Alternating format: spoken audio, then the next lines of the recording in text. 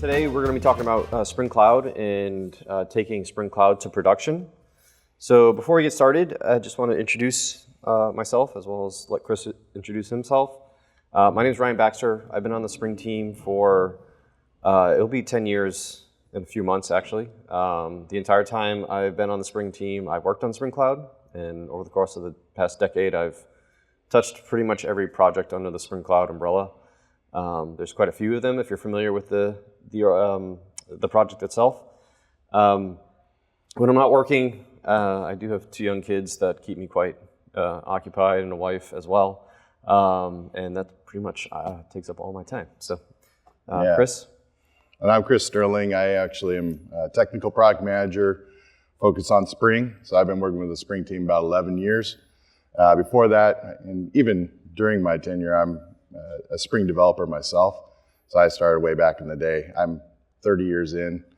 And kind of one of the things that is interesting to me is Spring Cloud kind of changed the game in terms of what Spring had. Spring was more of libraries that you used within your application. Spring Cloud kind of changed it to, I could create services that were actually helping my architecture. And they were quite different than some of the other libraries out there. So I was very excited when I joined the team 11 years ago and was able to work with folks like Ryan and Spencer and others. So yeah, just happy to be here. Absolutely. Cool. So if you guys have a chance, please go visit the booth. It's right out the door here. We're playing this little card game. You collect all 20 of these cards that you see here on the screen. You can scan that QR code and come to the booth and get a nice little prize, or just keep the playing cards. They're pretty cool. We've all been collecting them ourselves. They're actually playable also. So if you know like Magic the Gathering or something like that, you could actually play with them. Yeah, that's pretty cool. This is the most important QR code you'll see at the conference because this is actually part of our demo.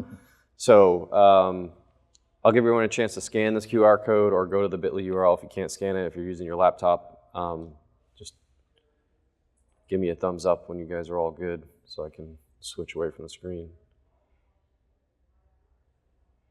Everyone got it? You should be brought to a web page that has a couple, like 3 questions on it. One more person trying to scan. All right. Good. All right. So oops, we're already in the browser. Looks like this, you guys. So I see some people actually submitting some votes down here. You can see it live updating as we go. It doesn't really matter. Just pick answers. It's not just for fun. But this is actually our app that we're going to use to demo Spring Cloud to you today. And so we're going to show you how we built it, all the components of Spring Cloud that it uses, and how we made this possible. So keep that in the back of your mind. Oops. And you guys can actually see the source code. I'll give you the link to that at the end of the session. So when we think about just traditional applications, it's generally a very simple architecture. You have one application, maybe it talks to a database or caching service or a messaging service or something like that. And then maybe it has a mobile front end or a JavaScript front end or something like that. It gets access through the browser. And this architecture is very simple. It's not necessarily simple in practice and implementation, but it is simple to think about, right? But when we talk about distributed applications or microservices, things are quite more complex, right? You have multiple applications. They can be located in various different parts of your infrastructure, whether that might be on-premise or in an IaaS service. Maybe you have a mixture of different IaaS providers that you're using, plus some on-premise stuff. You might be using all kinds of different services from those IaaS providers or stuff that you're managing yourself. And then again, you have that front end for accessing the application with the browser or a mobile app or something like that. And what tends to happen when you have this more complex architecture, there's a lot of benefits, but it also starts to introduce a lot of technical problems to solve when you have distributed applications. So the goal of Spring Cloud is to enable Spring developers to quickly build distributed applications using common patterns, things like external configuration, client-side load balancing, service discovery, failure, resiliency, functions, messaging, and API gateways. Right? So we provide a lot of tools And just like you can think about Spring Boot as taking Spring Framework and make it super easy to use, Spring Cloud is taking Spring Framework and Spring Boot and a couple of other components to make it super easy to build distributed applications. So we kind of eliminate a lot of the complexity. There's a lot of auto configuration and opinionation in the services. That just allows you to put stuff on the class path, maybe add a couple of annotations, do a little configuration, and things start to work and solve a lot of the problems that come along with distributed applications. So the first topic I want to talk about is configuration management. And this is around a project called Spring Cloud Config. So one of the things that's quite important when talking about really any application, but particularly in distributed applications, is separating your configuration from your code, right? Why do you need to, if you just want to change a configuration property, why do you need to recompile the application and redeploy it, right? None of the code changed. The application itself is actually functioning, should function exactly the same, but instead of, you have to recompile and redeploy, and that can be time-consuming, cumbersome, error-prone, all kinds of things, right? So the idea of configuration management is to separate the configuration from the application, right? And there's actually two components to Spring Cloud Config. There's the server-side component and a client-side component. On the server side, that's responsible for talking to the place you're going to store your configuration. That could be a Git repo, it could be something like a database, it could be HashiCorp's Vault, or it could be any number of IaaS configuration or secret stores. We have all this built-in support, or you can write your own connection to your own configuration store. And what this ends up looking like in practice here, it's quite simple. Like I said, there's a server and a client, and the server is responsible for talking to wherever your configuration is stored, right? Whether that's a database or Git or whatever. And then the client says when it starts, it's going to talk to the config server and say, hey, please give me all the configuration you know about for my application. And the config server is going to talk to any number of config stores and pull out all its configuration and hand it back to the client, and the client will then start. When we separate this, when we have this architecture, this allows us to then make changes to the application's configuration in the config store without ever having to touch the client code, right? We don't have to redeploy the client. We don't have to restart the client. We don't have to recompile anything. We just change the properties in Git or in Vault or wherever, and then when the client requests new configuration, that will come back down to the client, and the configuration will take effect. Now, the even cooler part with Spring Cloud Config, and one of the most popular features and reasons why people use it, is that actually you don't even have to restart the client to apply the configuration changes. So you make a change in your config store, and then you can refresh the client-side configuration by just restarting the application context. There's an endpoint, there's an event that you can publish, all those different ways to do it, but essentially the application never actually restarts. It just updates the application context with the new configuration, and there's virtually zero downtime with that application. Just apply the new configuration. Next up is service discovery. So things that tend to be very dynamic in distributed systems, right? Today, application A might have 5 instances. Tomorrow, it might have 2 instances. Today, those 2 instances might be at some given host name or IP address, but tomorrow they might be at some different host name and IP address. So hard coding, IPs or host names into your application to make requests to different applications is generally a bad practice and going to cause a lot of headaches for you. And this is where service discovery comes in. And service discovery allows applications to talk to what's called a discovery server and say, hey, I'm located here, and here are X number of instances of this application that are currently running. And then other apps can query that discovery server and say, hey, I'm interested in talking to application A. Please tell me how many instances there are and what the location of those instances are, right? And then it can make a request to any number of those instances. So we support in Spring Cloud a variety of different service discovery servers, the most popular being Netflix's Eureka, but also we support Consul, Zookeeper, and have support running on Kubernetes as well. So here's what this kind of looks like. You'll see the discovery server here in the diagram. This is the thing that all the applications are going to talk to and say, hey, I'm up and running, and here's my host name, here's my IP address for people who want to reach out to me. In this case, we have 2 instances of app A running, and they're registered with the discovery server. And app B wants to make a request to app A. So it goes to the discovery server and says, hey, I need all the instances of app A. here they are, there's two, here are the IP addresses, and then it can go ahead and make a request off to app A at one of those two instances. And tomorrow, if there's only one instance of app A, no big deal. It goes back to the discovery server and will say, give me the updated information, you'll get only the single instance. I found one of the things that a lot of the developers I talk to get wronged on this one is just because it's not actually a proxy for the calls to the other service. It's just giving you a listing so you can do client-side calls to the instance that you choose, right? So you're not proxying through the service registry, but you're actually calling directly after you get a listing. And then the next component I want to talk about within Spring Cloud is Spring Cloud Load Balancer. And this really works in tandem with service discovery. Spring Cloud Load Balancer is a client-side load balancer, meaning that it happens within the application itself. And this has a lot of benefits, one of them being that you as a developer get to choose the algorithm that best fits your use case for that application. We have several different algorithms that we support out of the box. There's a random load balancer, there's round robin, load balancing based on availability zones, and you can obviously implement your custom load balancer as well if you choose. And so if we go back to the diagram that we had before, like I said, this really works really nicely in tandem with a discovery server. So now when app B wants to make a request to app A, the load balancer now knows this list of instances available for app A. And so app B uses the client-side load balancer in whatever algorithm it's configured, to pick one of those instances, right? And so every time it makes a request to app A, it's going to load balance based on the algorithm it chose to make that request to one of those two instances. And the load balancer will update as the number of instances update dynamically within the discovery server.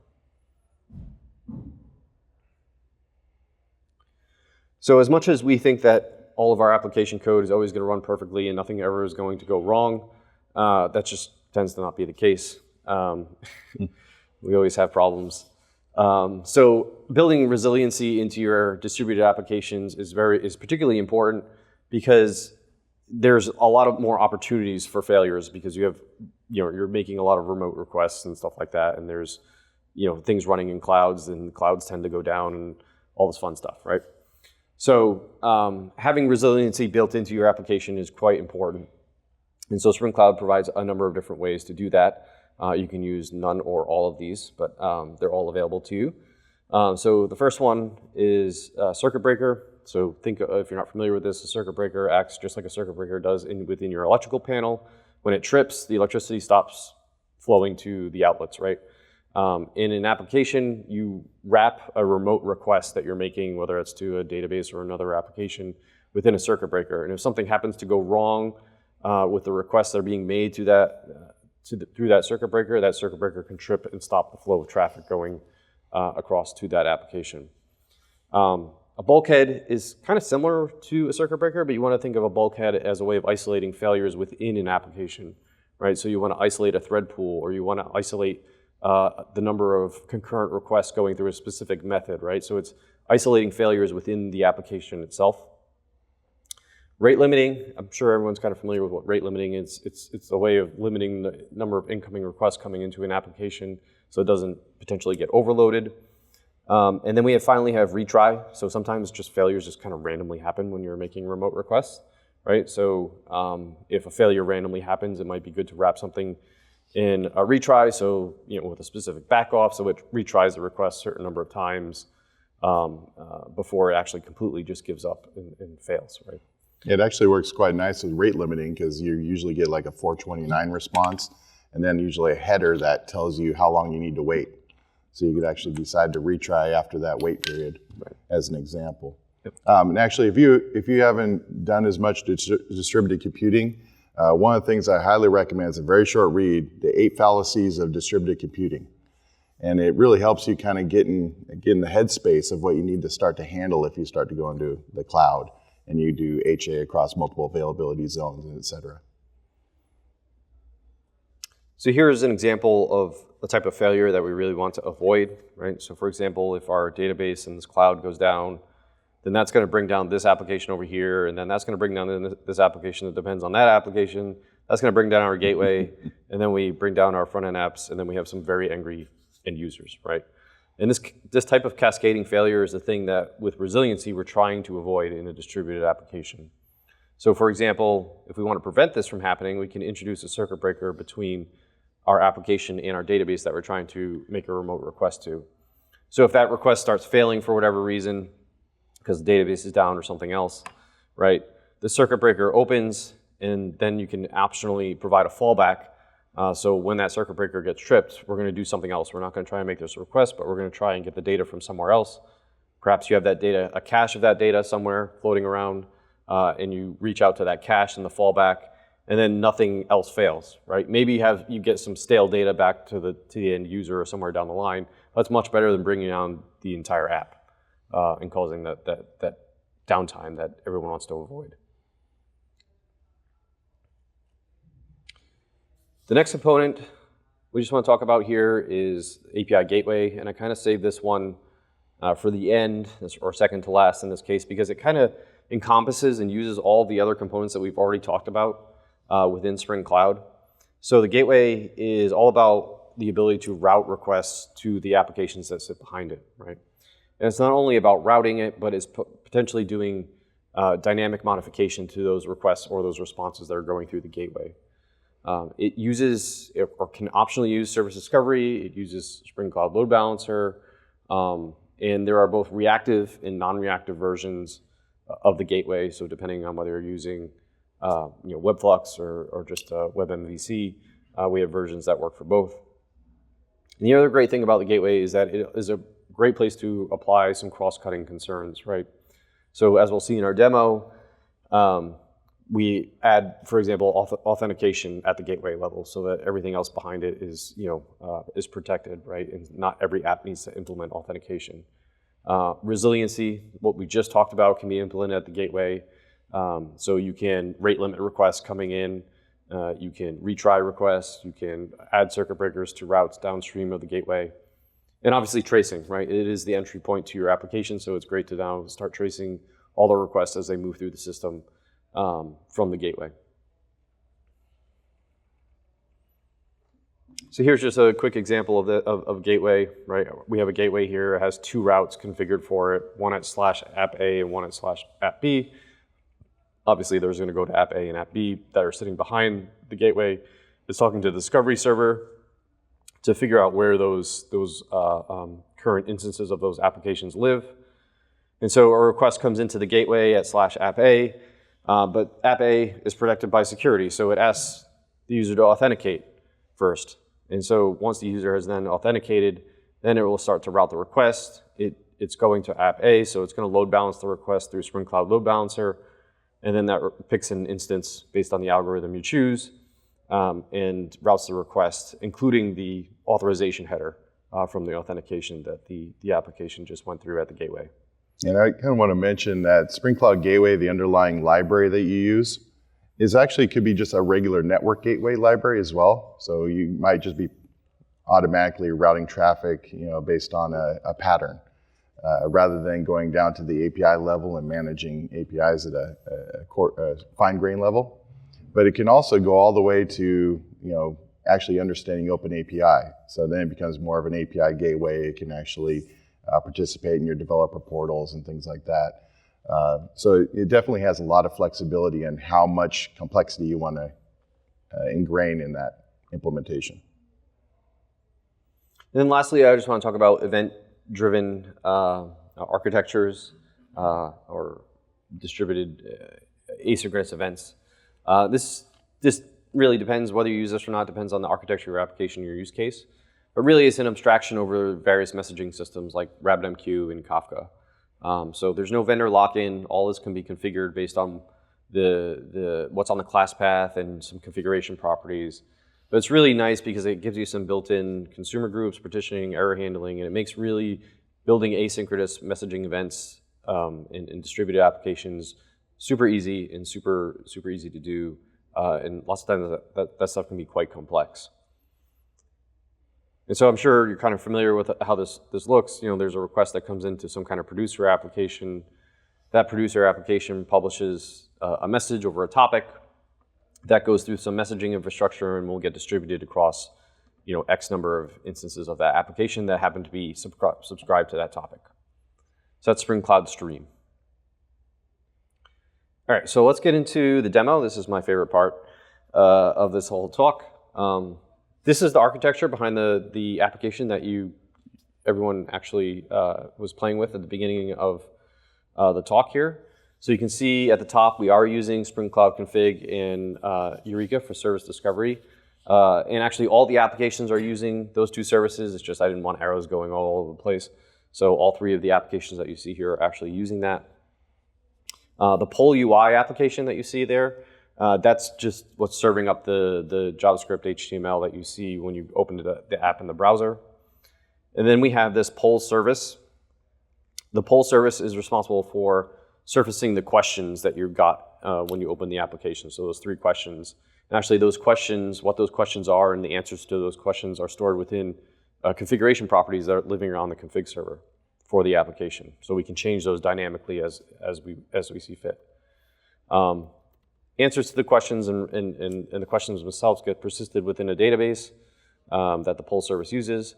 And whenever you guys went through and submitted an answer to a question, click the submit button, that published an event using Spring Cloud Stream. In this case, that event went over RabbitMQ, and there's this other service called the results service that sits there and listens for events coming from the poll service. So whenever it gets an event saying that a question was submitted and what the answer was, the results service is the thing that's aggregating all those results and then providing the data for the graph that you saw that was dynamically updating when I showed on my end, on my screen, as you guys were submitting your answers. Whenever an event comes in, it stores the answer to the question in the database, and then the Poll UI service is also providing that results, that graph that you saw. So it's talking back through the gateway to get results from the poll service, from the results service for what the current answers are for everyone. And so that's what the application looks like. And I'll show you code because this is where I really live. So I'm going to try, I'll make things bigger, the important stuff bigger as we go along. But I'm going to start off here with our Eureka server. So we have an app here for our Eureka server. You can see creating a Eureka server is very easy. You just add a single dependency to your application's class path called Netflix Eureka server. And then once you've done that, then the only thing you need to do is add this single annotation to your Spring Boot application, enable Eureka server. And when you do that and start the application, you have a service discovery server up and running, right? The next service that you saw here that's critical as far as the infrastructure piece is the config server. Again, just like with the Eureka, you had a single dependency here to your application's class path, in this case, Spring Cloud config server. And once you do that, again, you're just going to add a single annotation to your main application class called enable config server, same pattern that you saw with Eureka. But with the config server, then you need to pick where is your configuration stored, what backend are you going to use? Are you going to use Git? Are you going to use something in a cloud provider or something like that? So in our configuration for our config server, we have to specify what we're using. In this case, we're using Git. So we're going to point to a repo that's up here on GitHub, right? And this second property here that you see called default label, this is actually pointing to a specific branch within that Git repo. So there's a branch specifically within that repo that has the configuration in it. So I'll just pop out here and show you on GitHub. If we go to the config branch, here you see a couple of configuration files. I'm just going to pick the poll service in this example. And this is, like I said, these are the configuration properties for the questions that you saw when you went to the app, right? So you can see here's the questions, there's an ID, the text, and then the answers that you can pick from. Yep. We can have like encrypted. Yeah, so that's a great point. So the config server can do encryption and decryption. If you set up a symmetric or asymmetric encryption key on the config server, some extra configuration that you'd have to do, you could then encrypt these values here, and the config server will decrypt them before it serves them to the client. Obviously, you can choose what people tend to often do now with the various different configuration stores that are available to you is like use something like something that's specifically designed for storing credentials, if that's, that's something that people typically encrypt. And so they're secured within HashiCorp's vault, for example, right? And everything else, all their other configuration resides in a Git repo. So it's possible to configure the config server so that it has multiple backends configured, one pointing to HashiCorp Vault for all your credentials that are stored there, and then one pointing to a Git repo, which is all your general configuration. And so when the app requests its configuration, it will get everything for that app within both of those configuration stores, right? So that's another potential possibility here. Yep. Exactly. So when you annotate that application level, Yep. and you have your YAML there, is it automatically pulling for that as long as you have the path, or do you have to make calls to it? So when the config server, in this case with Git, it might vary slightly the behavior depending on the backend that you choose. But what happens is when you start this config server, it gets the configuration, but it's not going to clone this Git repo, for example, to get the configuration. It won't do that until the first time it needs to do it. So the first time an application, there's configuration where you can say clone on start, actually, where we'll do it as soon as the application starts. But by default, we don't do that. And by default, we'll wait until that first request comes in, then we'll clone the Git repo locally, and then we'll use that local clone, that Git repo, to service the configuration. So it's not making remote requests every single time an app requests its configuration. To the Git. And if there are no changes, it doesn't do anything. Yeah. Yep. Like, so I want to do it dynamically. We change anything can be right because in our company, in our organization, right? Mm-hmm. We just go to this during the server startup, all the configuration. But when we change any configuration, right, we have to restart our application. You, So to do it runtime, right? So yep. are there any like pull mechanism? But I don't know if it will be costly or what that as or push mechanism if we change the configuration. Yep. So the question is that you want to be able to dynamically update the configuration at runtime inside all your app instances. Yeah, so there are ways that you can trigger refreshes when the configuration gets changed, right? So again, this depends on the backend that you're using, right? But I'm just going to stick with the example that we have going on here. So we have this Git repo here. You can set up a webhook, for example, from this Git repo. So whenever someone makes a commit, the webhook will be triggered, and it will call your config server saying that this configuration or these configuration files were updated. When the config server then receives that post request from that webhook, it looks at what files are updated, and then decides which applications need to know that their configuration was changed or was updated. And this isn't by default, but you can optionally add another dependency to the config server called Spring Cloud Config Monitor. When that dependency is on the class path, you can then use messaging to distribute the notification to all the applications saying that their configuration was updated.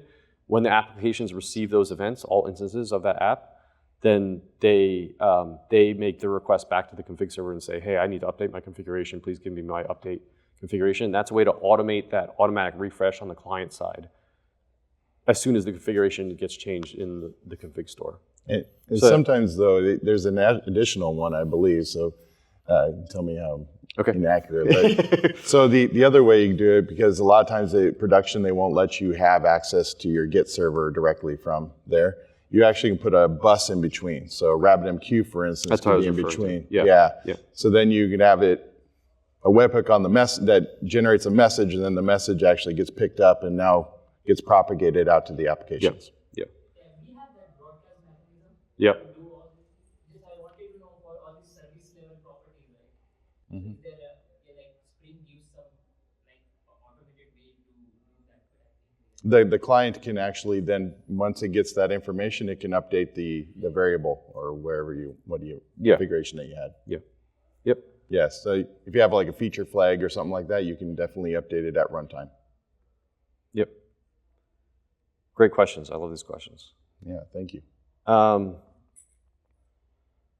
Just quickly here, this is the poll service application, and there's only a couple things I really want to point out within this application.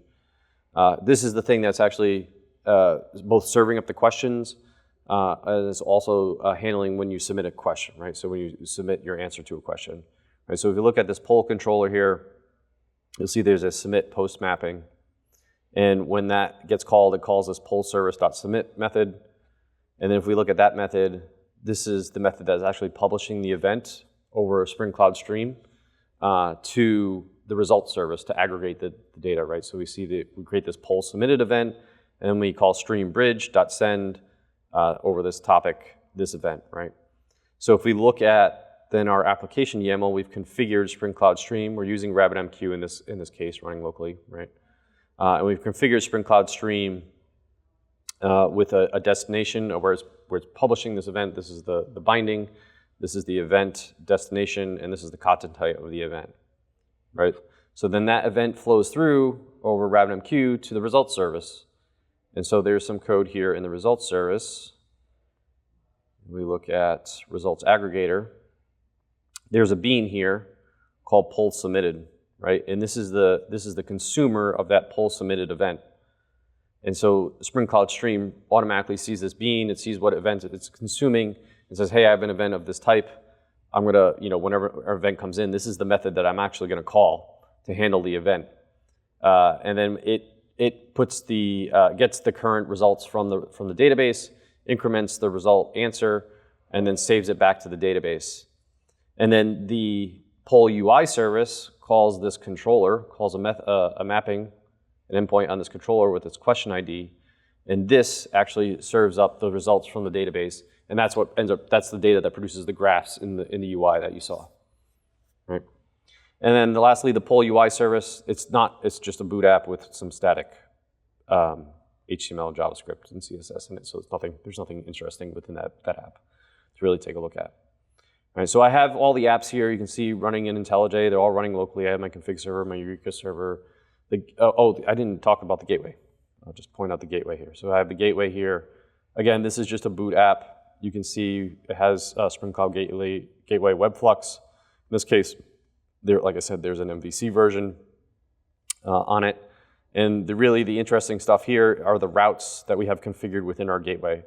So we have 3 routes, one to the poll service, one to the results service, and one to the poll UI service. They all have pretty much the identical configuration.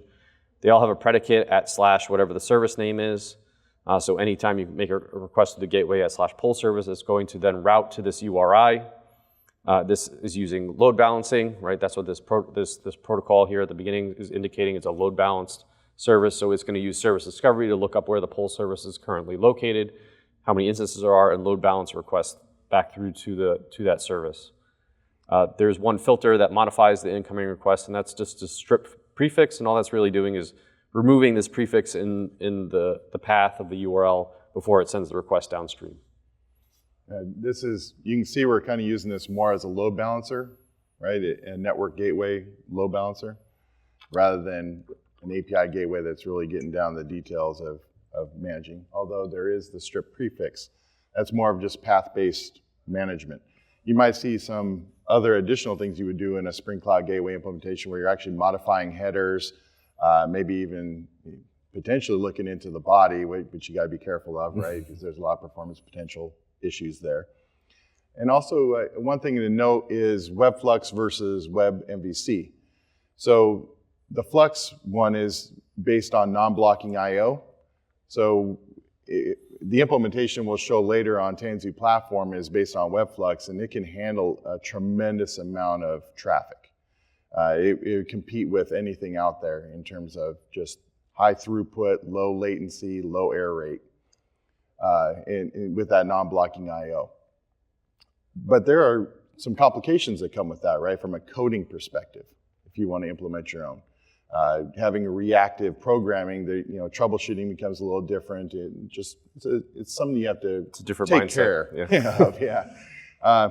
Whereas WebMVC, it feels a lot more declarative, and you just feel like you know exactly what's going on at any point in time. And so you have to make that choice. Do you need the high throughput, or do you need something that's more readable on a day-to-day basis? And many of us don't really need the high throughput. At the same time, we implemented one that handles most situations, right? So it's all up to you what you want to choose. So just to show you guys here, this is the same app that's running, that you guys were using on your phones, running here locally on my machine. This is the coolest feature in Chrome since, I don't know, Chrome was invented, the ability to split the window here, especially for demos. So we can start submitting stuff here, and I can test this out and how it's working here locally on my machine. And we're going to next talk a little bit about, you can't see what I'm doing. No authentication? Not locally, no, not locally. But that's one of the cool features that you're going to help us understand about the platform. So with that open source education, Chris is now going to talk a little bit about what this looks like when we take this to production. Yeah, so there's quite a few concerns that you need to start thinking about, obviously, when you go to production. Probably not going to give you access to Git servers from your production environments. They're probably not going to allow you to just deploy anything that you want unauthenticated. There's a lot of things that you need to start putting in place. And so I'm going to be talking about Tanzu Platform. All right, so for me, ultimately what I want you to go away with is those concerns you need to be considering. And obviously, if you want to talk more about this, it's great. But we're going to focus on how we can take our applications, deploy them to a platform as a service that's kind of handling the app lifecycle. It's actually handling with the Elastic App Runtime underneath it, and also handling all of the load balancing, creating a URL. All these things get handled for you by the platform. And then you also have access to data services, AI services, and some other marketplace services, including Spring Cloud components. So you can actually deploy a new config server, a new service registry for the service discovery. You can actually deploy an API gateway in front of your apps, and you don't have to actually build those yourselves. They just are on platform, configure them a little bit, and they work. So some of the additional capabilities that we add on top, it leverages a lot of what's underneath in the libraries, but adds Spring security for when you bind your application to a config server. So not just anybody can talk to your config server at a URL. You actually have to have client ID, client secret, and then be able to get an authorization token that you use in order to talk to the config server. So security gets built in automatically. You just add a library to your class path. Done, okay? So you don't really have to think about that too much. Also, we have things like support for scale. One of the things that we ran into with some customers, which was interesting, is they were deploying thousands of config servers, instances, that were pointed at their Git server. And there was their own hosted Git server. It wasn't managed in the cloud. And the interesting part of that was that they started to topple over that Git server. And so when we got that initial request, like, this is breaking us, can you please fix it? We had to put something in the middle. So we have a mirror service. So the mirror service acts like a proxy to the Git server, allows you to make less requests to your originating Git server, and allows it to control kind of all of the information that goes to the actual config server itself. Now, this is actually scalable across multiple foundations. So a foundation is an instance of a Tanzu platform, Elastic Application Runtime. So many of our customers have many of these, and they might be running 100,000 apps on each one, okay? So it scales pretty heavily. And then down below, we actually have Cred Hub, which manages the information that's being pulled to the config server in a secure way. So Cred Hub is actually a secret store. So we don't have any of the information provided out in the open. All of the information is encrypted all the way through, okay? Except for when it's in memory.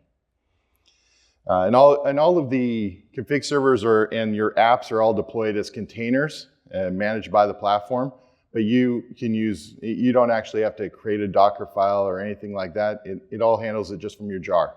It does all the work for you and even optimizes the runtime for it. Then there's service registry. And you can imagine if you start to do multiple availability zones, or you want to share it across teams, because you might actually have one team creating one of the services that want to use a service from another team. So one of the things you can do is you can actually connect to service registries, even across foundations, doing what's called peer replication. And so if I register in one of them, that actually gets propagated as a peer to any of its peers to the other one.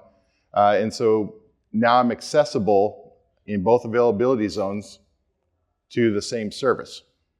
So an application client can now connect to the other foundation if it needs to for a service registry. The idea behind this, though, is that we also provide a library on the front end from a client perspective. If you're doing load balancing, client-side load balancing, it'll pick the one that's closest first, but if those aren't working, right, you talked about reliability, okay, now go use the other one in the other foundation, right? So it gives you some of that reliability across foundations. And then also we have sharing of instances. So I can actually, within the foundation, there are things called orgs and spaces. And we have a role-based access control. So a team might be in one organ space and another team might be in another organ space, but they can't see each other's. But I can actually take my service instance that I created as a service registry, where I'm registering all my apps with, and I can share that instance into their space. And now we can control that access. And if they want to start calling my APIs on my other apps, I've made that accessible to them through that interface. And they still use what's called binding to the service from their apps. So it's all secured using the same client ID, client secret approach that we use for the config server. So we have that communication all secured. And then on top of that, we have an API gateway. And I talked about it, we have an implementation. We have additional filters such as single sign-on, and we're going to show that off in just a minute. We also have different rate limit options, so you can actually rate limit based on IP address, JOT claim, headers. There's all kinds of different ways that you can do it. Along with that, we have a bunch of other ones, client certificate management. You have different like replay traffic, so if you need to do that, there's just so many that I could add on as extensions. And the API gateway works with our overall ecosystem within Tanzu Platform. You actually have the single sign-on. We have a tile for single sign-on, so operations can say, I've connected Okta, for instance, as a plan that you can utilize in your applications. But I can also just use that in your API gateway. And the API gateway configuration is very simple. I just point to the plan. Automatically I get single sign-on. I don't have to know all of the information about how the single sign-on was set up. And in fact, the single sign-on, although it looks like OpenID Connect from the API gateway's perspective, when it does the calls for OAuth, in the end, that behind that being proxied by the single sign-on tile could be LDAP, SAML, whatever it is in behind the scenes, or it could be OpenID Connect with Okta. So all of that's being managed by operations. It makes it easy for you as a developer just to take advantage of it. You also have, obviously, service registry and application configuration. And then we have some data services on the platform as well. So I can just do CF create service instance, RabbitMQ. And boom, you get an instance and you bind it to your application. All the credentials are done securely and given to your application. You don't actually have to know anything about it. You just add a library. Again, that same library works with all of these things. And then on top there, you automatically get some information, some observability. And I don't know about you, but sometimes developers, we tend not to get access to observability tools. Usually cost more, they're paying per user and stuff like that in operations groups. So they don't give you access. But we actually have it on Tanzu Hub. And many times our organizations, for the most part, will allow you access to this. So you can check on how things are doing, at least in staging environments at the very least. Okay.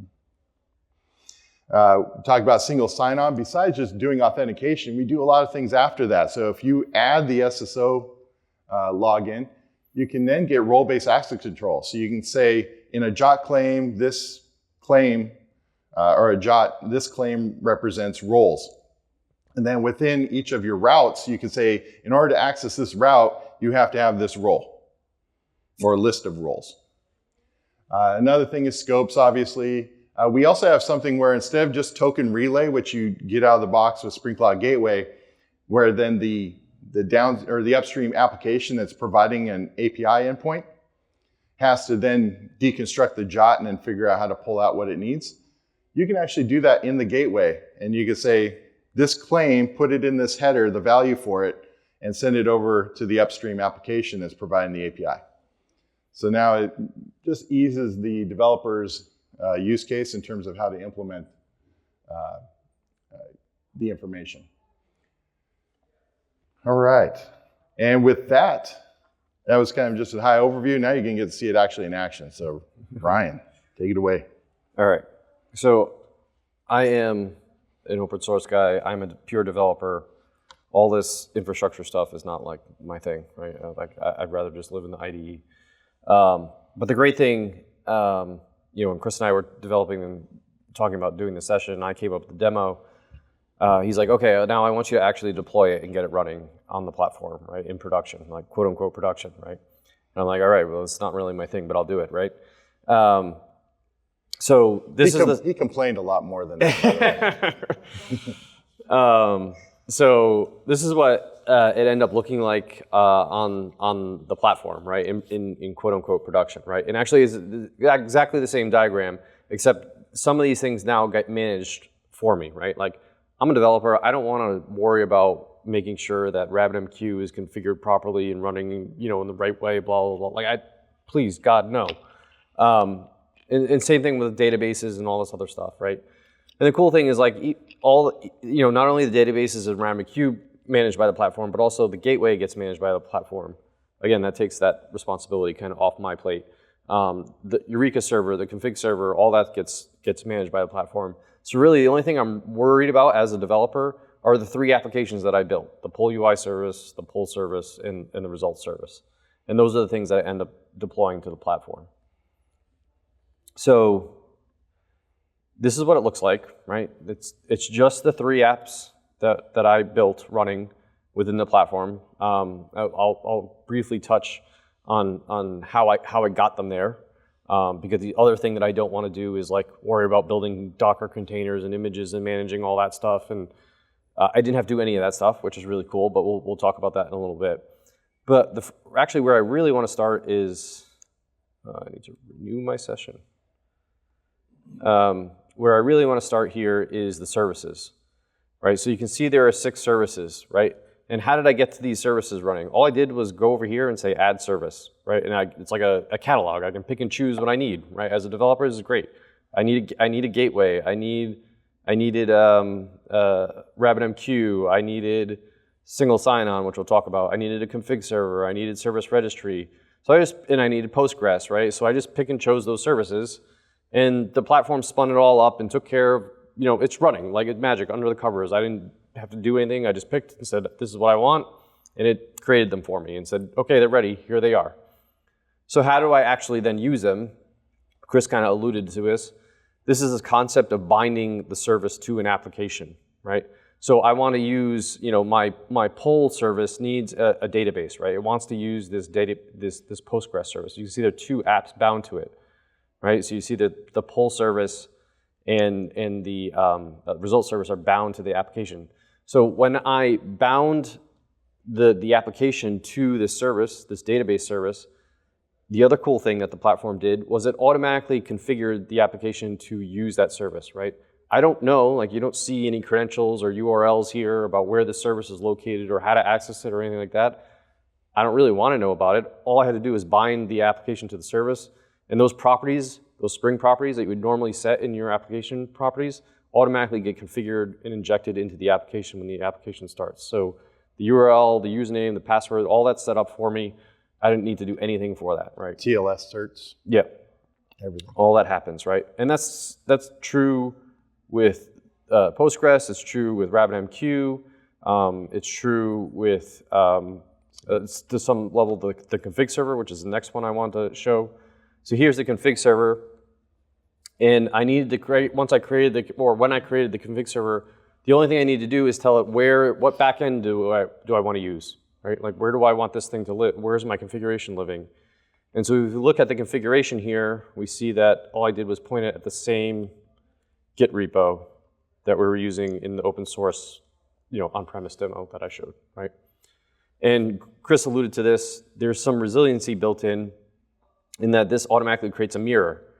So there's a mirror created for me for that Git repo on the platform so that I don't need to, I don't have to worry about, not that I'm going to bring down GitHub within the number of apps that I'm starting or anything like that, but if you're hosting your own Git server, right, this is a concern. So there's this mirror that sits in between, and the apps actually, the config server that's running on the platform actually talks to the mirror and is synchronized between the two Git repos then.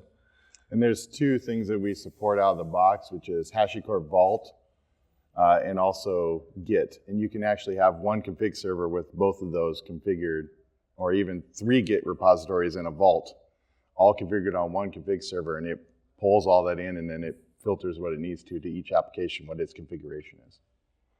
So your secrets can be managed separately from your feature flags, for instance.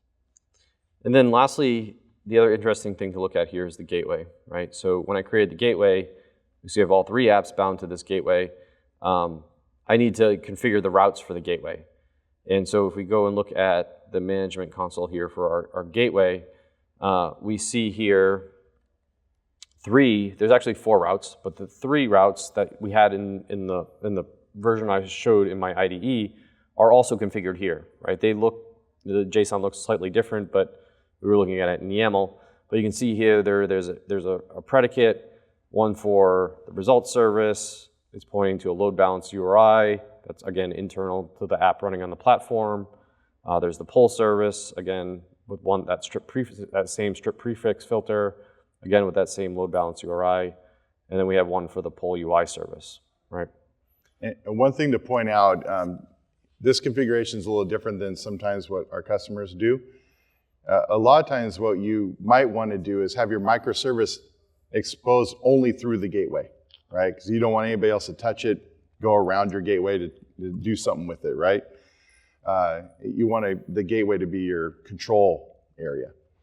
And so if that's the case, we actually have this ability to have multiple domains on a foundation, and you can choose which domain to use for your application. There's internal domains and there's external domains.